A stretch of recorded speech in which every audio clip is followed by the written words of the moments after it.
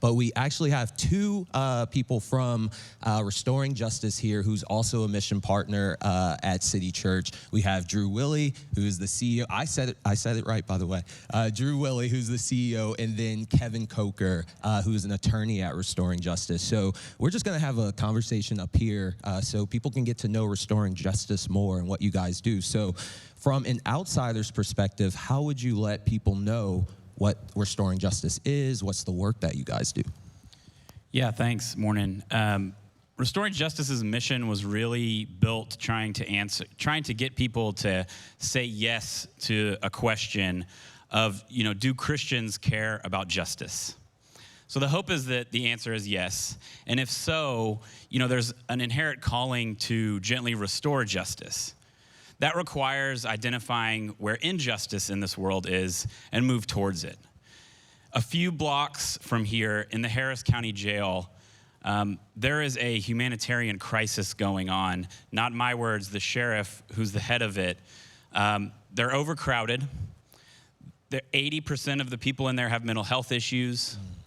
They're all very poor. That's why they're there. Half of the people in there are nonviolent crimes, usually crimes built in poverty. And, if you do care about that injustice right here in our city, I would argue that in mass incarceration and everything that's going on, our city has one of the worst disasters in the world. And so our calling and our mission is to ask the church, and City Church has said yes, of let's rush towards that injustice and try to restore it. And what that looks like is individual care. We had one client who was stuck in jail who had been subjected to being held on no bond for 3 months when he had been wrongfully identified. The prosecutor had no idea what was going on in his case. He had 2 overloaded attorneys who couldn't do anything to get him free. And Restoring Justice stepped in and gave our spectrum of care and was able to show very quickly, you need to look in this case because this man is innocent, right? Within the 3 months that he had been in custody, he had lost relationships with his family. He had lost his job. There was really debilitating things going on in his life that we then, as a church, call people to lean in to do more through our pillars of service that Kevin's going to describe. Awesome. Good morning. Restoring Justice is a client-centered and holistic criminal defense nonprofit here in Houston. We listen to clients like Michael and other people in the jail when we developed our pillars of service.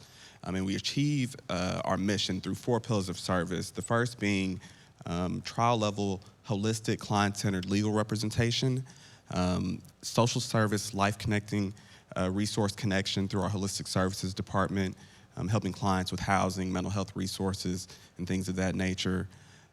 We also provide, through a unique partnership, free therapy and healing circles to address trauma and past trauma that clients have, and we all honestly face on a day-to-day basis. And last but not least, our Delfoy volunteer program, where we have members of the community volunteer to walk with our clients as they go through the life of their case and stand with them during that process. That's awesome. Seriously, thank you guys for what y'all are doing in the city. It's important work. It's needed work that all of us in the church need to be going towards. And so with that being said, we want to be people of action here at City Church. So what are some tangible ways that we can get involved? What are some things that y'all have coming up, or some ways that we could be praying for you guys? Thanks. Yeah, the end was just it. Prayer first. On April 12th, our office is just a few blocks from the jail. So we're inviting everybody to come to our office, and we do a prayer walk, a freedom liturgy, where we'll start at our office at 5:30 on April 12th and just walk, sing, and pray.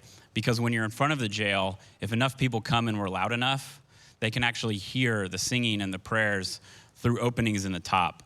And so we want everybody inside that jail to know that they are loved by God, they are loved by Jesus, and they are forgiven.